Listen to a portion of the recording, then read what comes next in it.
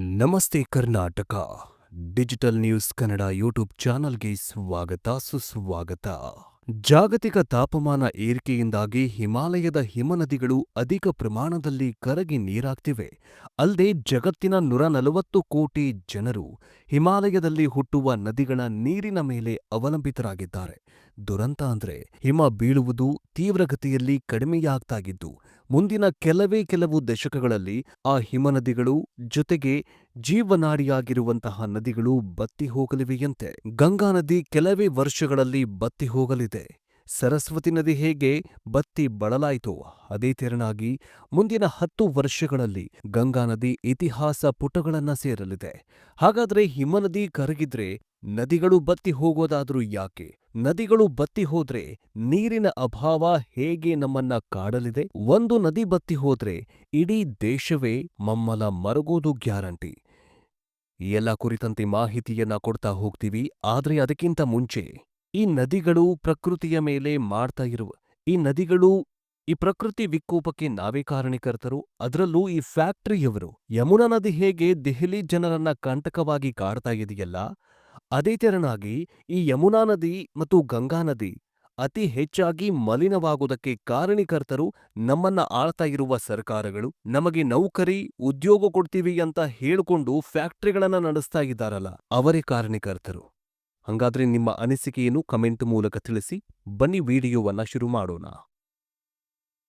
ಇದು ಕೇವಲ ಭಾರತೀಯರ ಪಾಲಿನ ಭಕ್ತಿ ಕೇಂದ್ರ, ವಿಜ್ಞಾನಿಗಳ ಪಾಲಿಗೆ ಕೌತುಕದ ಕನಜ, ಇನ್ನು ಪರ್ವತಾರೋಹಿಗಳಿಗಂತೂ ಇದು ಸಾಹಸದ ಬೀಡು. ಹೀಗೆ ನಾನಾ ಪ್ರಾಕೃತಿಕ ಕಾರಣಗಳಿಂದ ಹಿಮಾಲಯ ಜಗತ್ತಿನ ಗಮನವನ್ನ ತನ್ನತ್ತ ಸೆಳಿತಾಗಿದೆ. ಅದೇ ಹಿಮಾಲಯ ಪರ್ವತ ಶ್ರೇಣಿಗಳಿಗೆ ಇರುವಂತಹ ತಾಕತ್ತು. ಇದೇ ಹಿಮಾಲಯ ಪರ್ವತ ಇವತ್ತು ಭಾರತೀಯರನ್ನ ನೈಸರ್ಗಿಕ ದಾಳಿಯಿಂದ ನಮ್ಮನ್ನ ಕಾಪಾಡ್ತಾ ಬಂದಿದೆ. ಬಂಗಾಳಕೊಲ್ಲಿಯಲ್ಲಿ ಅಂದ್ರೆ ಭಾರತದಲ್ಲಿ ಸುರಿಯುವಂತಹ ಮಳೆ, ಬಂಗಾಳಕೊಲ್ಲಿಯಲ್ಲಿ ಸೂಸುವಂತ ಗಾಳಿ, ಸಮುದ್ರದಲ್ಲಿ ಭುಗಿಲೇಳುವಂತಹ ಚಂಡಮಾರುತಗಳನ್ನ ಇದೇ ಹಿಮಾಲಯ ಡಿಸೈಡ್ ಮಾಡತ್ತೆ. ಹಿಮಾಲಯ ಪರ್ವತ ಇವತ್ತು ಭಾರತೀಯರನ್ನ ನೈಸರ್ಗಿಕ ದಾಳಿಯಿಂದ ನಮ್ಮನ್ನ ಕಾಪಾಡ್ತಾ ಇದೆ. ಇದಕ್ಕೊಂದು ಉತ್ತಮ ಉದಾಹರಣೆಯೆಂದ್ರೆ ಉತ್ತರ ಭಾರತದಲ್ಲಿ ಬಂದೊದಗಿರುವ ಶೀತಮಾರುತ. ಹೌದು, ಈ ಶೀತಮಾರುತ ಮೆಡಿಟೇರಿಯನ್ ಸಮುದ್ರದಿಂದ ಆರಂಭವಾಗಿ ಹಲವಾರು ದೇಶಗಳನ್ನ ದಾಟಿಕೊಂಡು ವೇಗವಾಗಿ ಭಾರತಕ್ಕೆ ಬರತ್ತೆ. ಆದರೆ ಈ ಮಾರುತದ ವೇಗಕ್ಕೆ ಕಡಿವಾಣ ಹಾಕುವ ಈ ಪರ್ವತ ಅಂದ್ರೆ ಹಿಮಾಲಯ ಪರ್ವತದ ಶಿಖರಗಳು ಮಾರುತದ ವೇಗವನ್ನ ತಗ್ಗಿಸುತ್ತೆ. ಆ ಮೂಲಕ ಭಾರತಕ್ಕೆ ಬರಬಹುದಾದ ಮಹಾ ವಿಪತ್ತನ್ನ ಕಡಿಮೆ ಮಾಡಿದೆ. ಶತ್ರು ಸೈನ್ಯಕ್ಕೆ ಕೂಡ ಈ ಮಹಾಪರ್ವತ ಅಡ್ಡಿಯಾಗಿ ನಿಂತಿದ್ದು ಶತ್ರು ದೇಶಗಳ ಅದೆಷ್ಟೋ ದಾಳಿ ಪ್ರಯತ್ನಗಳನ್ನ ವಿಫಲಪಡಿಸಿದೆ. ಭಾರತದ ಪಾಲಿಗೆ ಸದಾ ರಕ್ಷಕನಂತೆ ನಿಂತಿರುವ ಹಿಮಾಲಯ ಪರ್ವತ ಈಗ ಭಾರತಕ್ಕೆ ಆಪತ್ತು ತರಲಿದೆಯಾ ಅನ್ನುವಂತಹ ಅನುಮಾನ ಕಾಡೋದಕ್ಕೆ ಶುರುವಾಗಿದೆ. ಇದಕ್ಕೆ ಕಾರಣ ಜಾಗತಿಕ ತಾಪಮಾನ. ಹೌದು, ಜಾಗತಿಕ ತಾಪಮಾನ ಏರಿಕೆಯಿಂದಾಗಿ ಹಿಮಾಲಯದ ಮಹಾನದಿಗಳು ಅಂದ್ರೆ ಹಿಮನದಿಗಳು ಅಧಿಕ ಪ್ರಮಾಣದಲ್ಲಿ ಕರಗುತ್ತಿವೆ.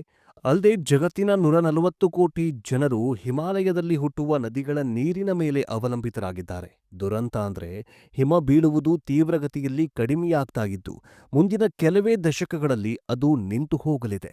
ಸುಮಾರು 140 ಕೋಟಿಯಷ್ಟು ಜನರು ನೀರಾವರಿ, ಜಲ ವಿದ್ಯುತ್ ಮತ್ತು ಕುಡಿಯುವ ನೀರಿಗಾಗಿ ಹಿಮಾಲಯದಿಂದ ಹರಿಯುವಂತಹ ಹಿಮನದಿಗಳನ್ನ ಆಶ್ರಯಿಸಿದ್ದಾರೆ.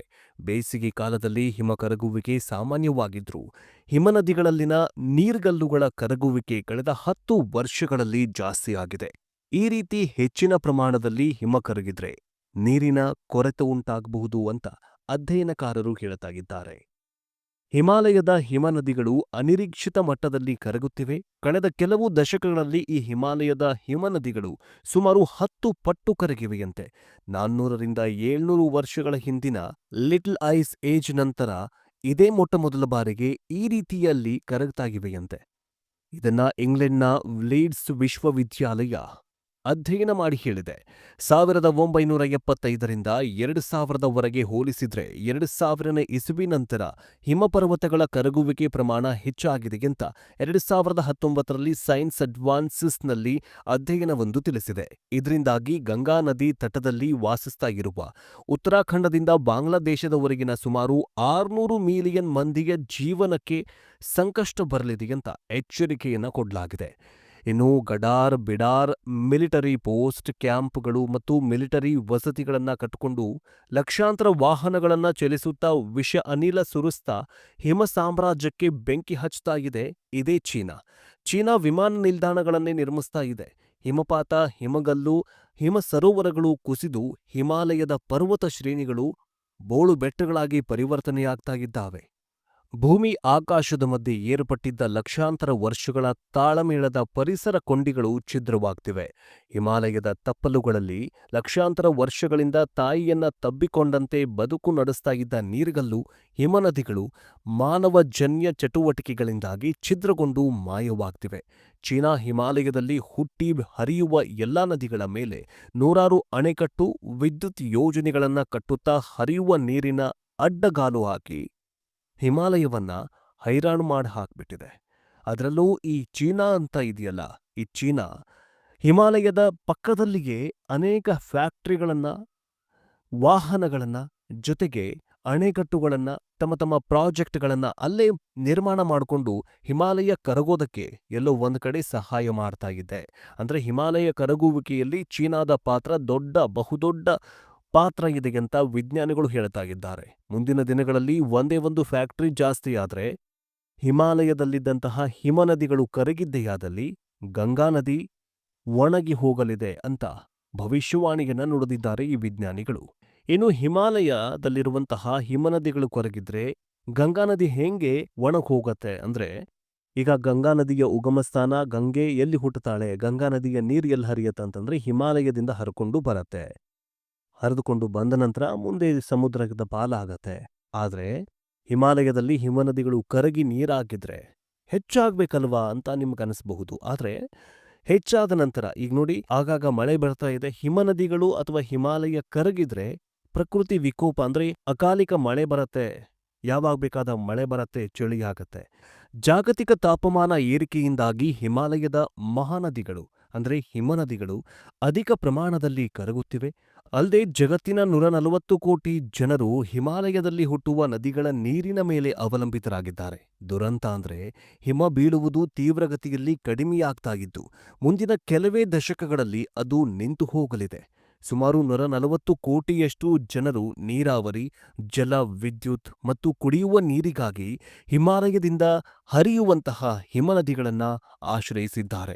ಬೇಸಿಗೆ ಕಾಲದಲ್ಲಿ ಹಿಮ ಕರಗುವಿಕೆ ಸಾಮಾನ್ಯವಾಗಿದ್ರು ಹಿಮನದಿಗಳಲ್ಲಿನ ನೀರ್ಗಲ್ಲುಗಳ ಕರಗುವಿಕೆ ಕಳೆದ 10 ವರ್ಷಗಳಲ್ಲಿ ಜಾಸ್ತಿಯಾಗಿದೆ. ಈ ರೀತಿ ಹೆಚ್ಚಿನ ಪ್ರಮಾಣದಲ್ಲಿ ಹಿಮ ಕರಗಿದ್ರೆ ನೀರಿನ ಕೊರತೆ ಉಂಟಾಗಬಹುದು ಅಂತ ಅಧ್ಯಯನಕಾರರು ಹೇಳ್ತಾ ಇದ್ದಾರೆ. ಸೊ ಹೀಗಾಗಿ ಈಗ ಚೀನಾ ಮಾಡ್ತಾ ಇರುವಂತಹ ನೌಟಂಕಿ ನಾಟಕಗಳಿಂದಾಗಿ ಹಿಮಾಲಯ ಪರ್ವತ ಈಗ ಕರಗಿ ನೀರಾಗ್ತಾ ಇದೆ. ಈ ನೀರಾಗ್ತಾ ಇರೋದ್ರಿಂದಾಗಿ ಹಿಮನದಿಗಳು ಕರಗಿ ನೀರಾಗ್ತಾ ಇರೋದ್ರಿಂದಾಗಿ ಗಂಗೆ, ಯಮುನೆ, ತುಂಗೆ ಹೀಗೆ ಜೀವನಾಡಿಯಾಗಿರುವಂತಹ ನದಿಗಳು ಕರಗಿ ನೀರಾಗ್ತಾ ಇದೆ. ಅಂದ್ರೆ ಬಣ್ಣವು ಒಣಗಿ ಹೋಗುವ ಸಾಧ್ಯತೆ ಇದೆ ಅಂತ ವಿಜ್ಞಾನಿಗಳು ಹೇಳ್ತಾ ಇದ್ದಾರೆ. ಅದೇನೇ ಆಗಲಿ, ಈ ಚೀನಾ ಮಾಡ್ತಾ ಇರುವಂತಹ ಪ್ರಕೃತಿಯ ಮೇಲೆ ಮಾಡ್ತಾ ಇರುವಂತಹ ದೌರ್ಜನ್ಯದ ಬಗ್ಗೆ ನಿಮಗೇನನ್ಸುತ್ತೆ ಕಮೆಂಟ್ ಮೂಲಕ ತಿಳಿಸಿ. ನೆಕ್ಸ್ಟ್ ಎಪಿಸೋಡ್ನೊಂದಿಗೆ ಮತ್ತೆ ಭೇಟಿಯಾಗೋಣ. ಜೈ ಹಿಂದ್, ಜೈ ಕರ್ನಾಟಕ, ಜೈ ಸನಾತನ.